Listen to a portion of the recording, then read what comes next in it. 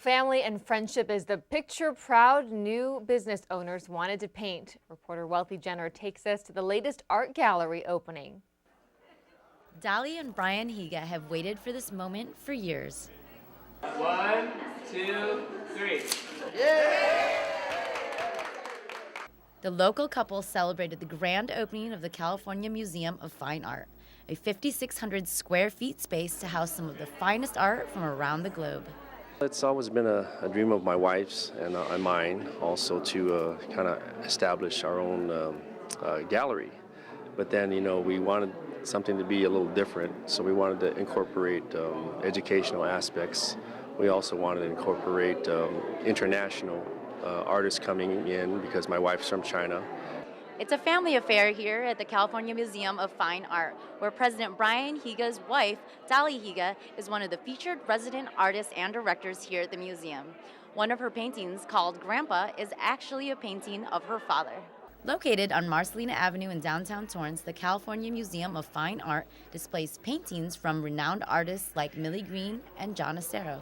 So they're all different mix, different styles, different kind of palettes, but definitely the highest caliber. And so and good friends. So all the things that we want to make international, but we also want to be personal and make it like a home, like a family business. Transforming the historic building originally built in the 1930s, they've invited the Torrance community to come together with their friends and family and enjoy the works of art. Well, I think Dolly did an extraordinary job. I mean, she's a little domino. She redid this place, and I think she did an amazing job. The dream has come true for the Higas, and their hope is to continue to display their own art as well as their friends' art for years to come. For This Week in Torrance, I'm Wealthy Jenner. To visit the museum, you can make an appointment by calling 424-262-0189 or visit CaliforniaMuseumOfFineArt.com for more information. One Torrance school is giving families with challenging students hope, and the out-of-the-box approach is allowing kids to thrive. Our reporter Julie Parton has more. Would you like some pepper? Yeah. A little bit of salt. Joe Newman was in kindergarten when the district and his family knew that a traditional school was not going to be an option for him. There you go. And Joe, a little bit for you. Joe has a chromosomal abnormality, and while he is a whiz at math, he has problems with short-term memory and overstimulation. His behaviors and his disabilities prevented him from being in a classroom with typical kids, even with an aide with him. So he needed an environment that was more designed around him. For students on the autism spectrum and with complicated neurological diagnosis, getting an education can be incredibly challenging. For Joe and his family, the Center for Learning Unlimited was their last hope. Virginia Matthews saw a need within the education community and decided to fill it. She built an accredited non-public school whose goal is to reconnect complex children with their potential. There are always those children that don't fit the definitions. But the difference here is we approach our children through building relationships. It is a relationship-based intervention where kids learn their strengths, learn how to manage their challenges, but they also, more importantly, understand and learn how to create a relationship and a friendship. Typical students who go to CLU have had multiple school failures and social isolation. Due to that gap, a team of specialists meet together to decide on an individualized academic plan for each child. We're really going to the interests of the student, and we're finding other ways to reach them. We're not just sitting down drilling the kids, prepping them for tests. We're finding real-world applications for learning. A day at the school is interactive and flexible and includes hands-on activities and field trips. There is a very low student-to-staff ratio, and the capacity of the school is 35 kids. The formula has been life-changing for students like Joe. When Joe came to CLU many years ago, he couldn't be here all day. He literally was just, in a classroom by himself. And now Joe is in a more generalized setting. He's able to communicate with peers, wants to be at peers. He's just made friends. So, for the first time, Joe has just a big group of friends. It's a far cry from the painful time when his mother waited in the car for the usual call that Joe would have to be taken home. Ginny came out one day and she said, "Corey, you don't have to sit here. You can go do something. He's here and he's he's fine.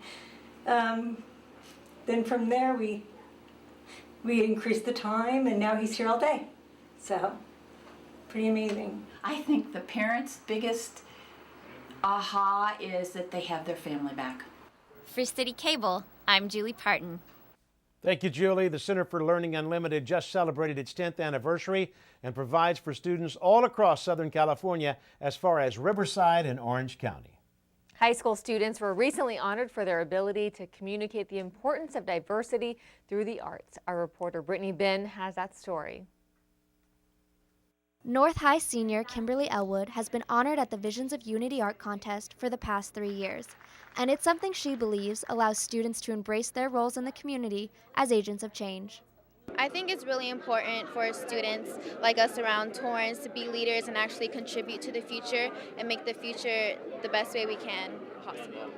With funding for the arts becoming less and less available in schools across California, the annual contest plays an important role in furthering the artistic education of high school students across the South Bay. Inspiring creativity and helping young people to discover the power that they have to affect change, to tell their stories, to even explore the intergenerational issues that they have. Spreading MLK's vision of unity, this year's art contest is the biggest one yet, with over 200 student entries, just like the ones you see here. We had to winnow that down to give as many prizes as we could. We like to honor all the students for their works. With so many entries, this year's contest boasted 8 categories, including photography, new media, poetry, and ceramics. After entering the contest a year ago and coming up short, this year's first place sculpture artist, Jesse Gonzalez, is pleased his piece honoring his Aztec heritage was recognized. I just feel that it's a big opportunity that I got today. It's not very often that a student that's from a disadvantaged community actually winning an award and being here. In addition to being honored during the ceremony, students read sections of their work expressing how racism has affected them. Kids were beaten just for what they looked like. I saw it firsthand, trapped in a forming circle of animals, instigators chanting profanities. And everywhere, I was an outsider. With the continuation of contests like this, students embrace the arts and multiculturalism. For This Week in Torrance, I'm Brittany Bin.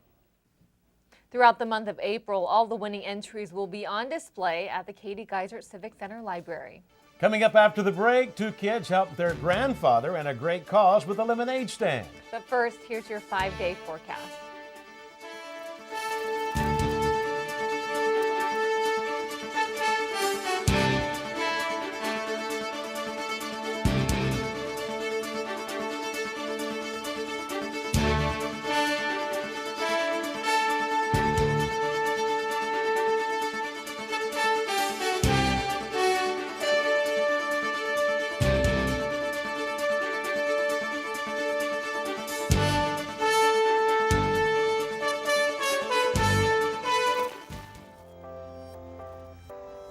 This could be a bicycle. Or a bed. This could be a robot. Or an airplane. This could be a playground. This could be a book bag. Or a soccer ball. This could be a book. This could be beautiful.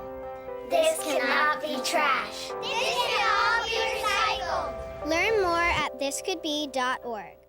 We are this close. We're this close. We are this close. Of wanting to making history. This close to changing the world.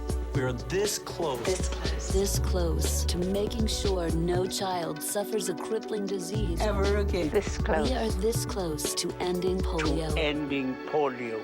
All we need is you. This close. If we don't act now, we may lose this chance forever. Help Rotary make history at endpolionow.org.